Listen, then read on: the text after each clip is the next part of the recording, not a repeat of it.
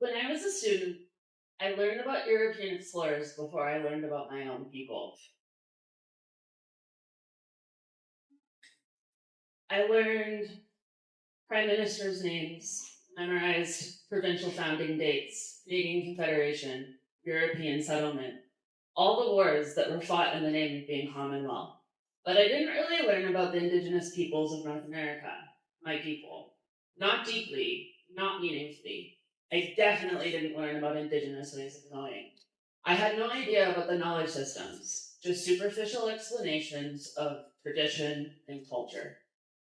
The truth is, even as an Indigenous person myself, I didn't fully begin to learn about many of these teachings until I was an adult. I think that surprises people sometimes. I didn't learn how deeply connected knowledge could be to land, language, relationships, and responsibility when I was young.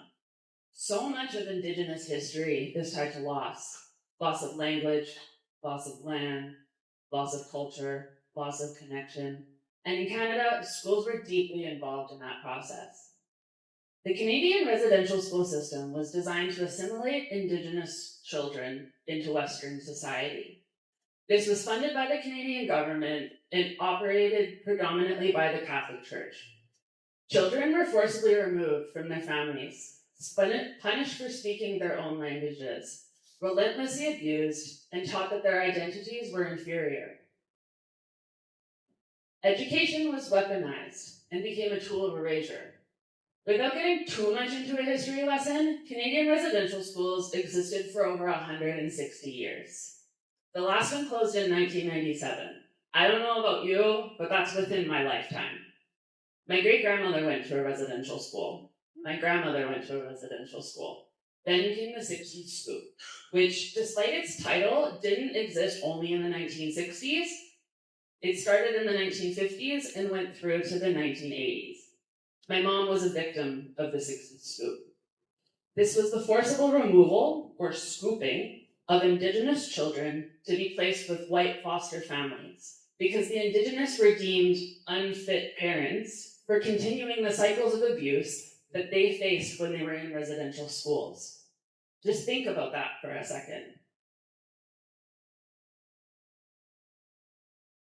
There's definitely a commentary to be made about the quality of education in these schools when the students themselves, when they were bringing up their own children, were no longer able to do so. I'll save that conversation for another TED Talk, though. The point I'm trying to make is that I'm a direct product of both of these failed government systems, one of which being a system of education.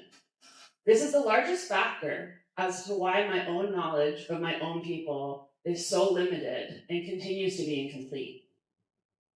That was the purpose of these schools. It was intentional.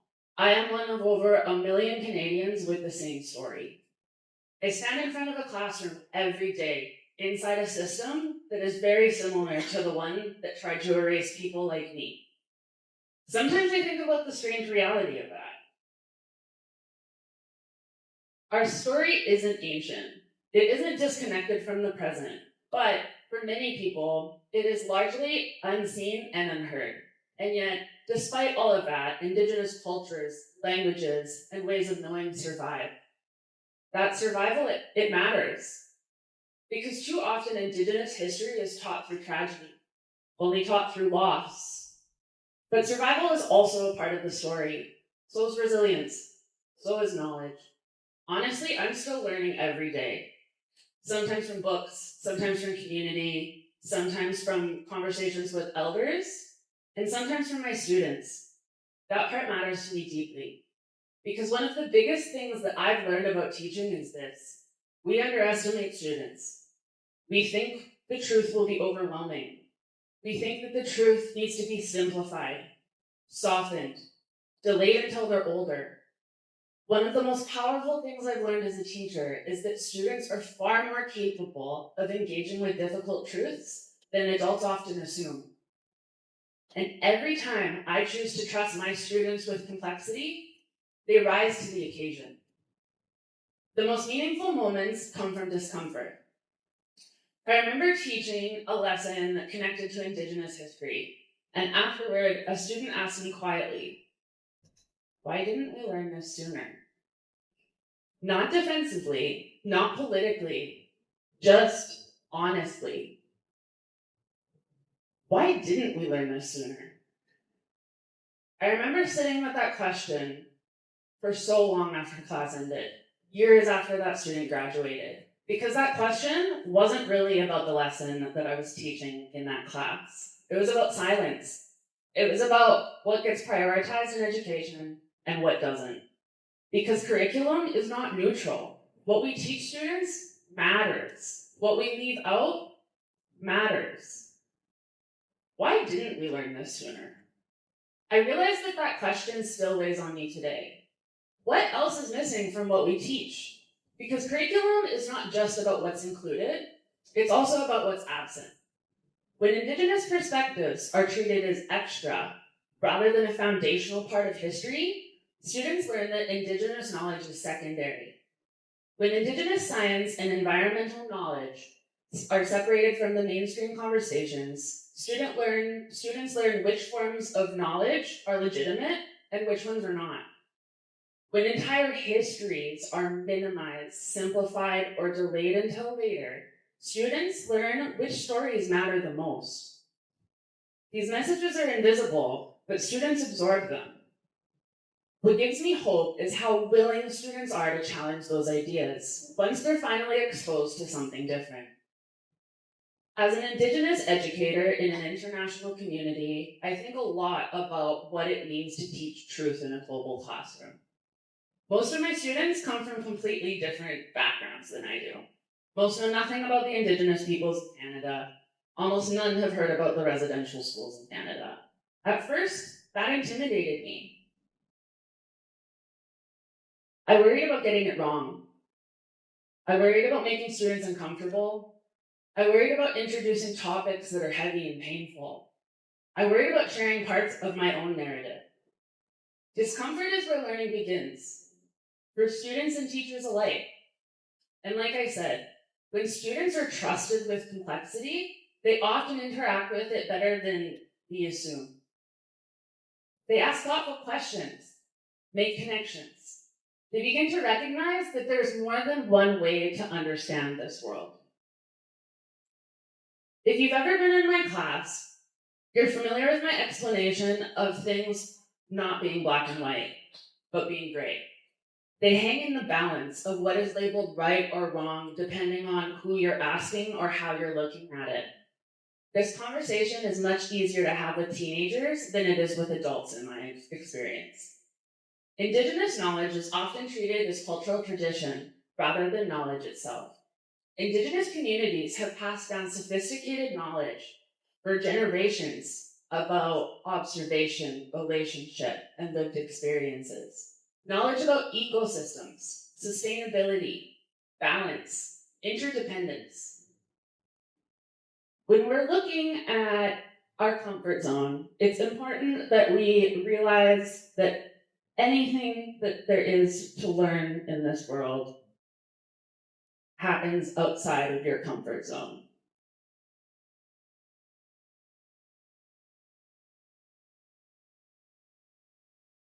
I, for one, don't believe that education should exist solely to protect people from discomfort. Education should be a place where we learn how to hold complexity. Education should be a place in which we interact with such things.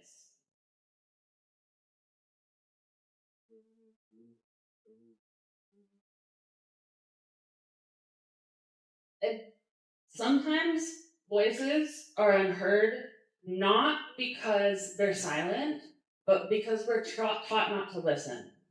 Sometimes stories are not heard, sometimes stories are not told, not because people aren't saying them, but because they're not being valued.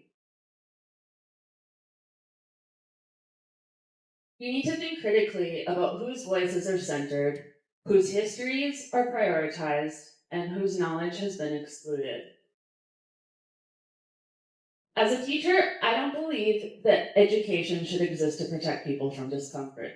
I think education should help people grow large enough to hold complexity. I think education should help students become thoughtful enough, compassionate enough, and critical enough to hold that truth responsibly. I believe that our students are ready for that. And in fact, I think many of them are waiting for it. It's especially important when we're talking about colonialism's impact on Indigenous communities, not just in Canada, but globally. Because reconciliation is not just about remembering the past, it's also about changing the future. And I see that future every day in our students, not because they're perfect, but because they're curious. They're willing to ask questions. They're more open than the generations before them. For generations, traditional classrooms have been a place where Indigenous children have been told to forget who they are, not just in Canada, but globally. Today, my classroom is a place where students learn to listen and embrace discomfort. Maybe that's one small way education begins to transform. Not by pretending painful history never happened, but by finally allowing the unseen to be seen and the unheard to be heard. Maybe that's how change begins. Not all at once, but one truth at a time, one conversation at a time, and one classroom at a time. Thank you.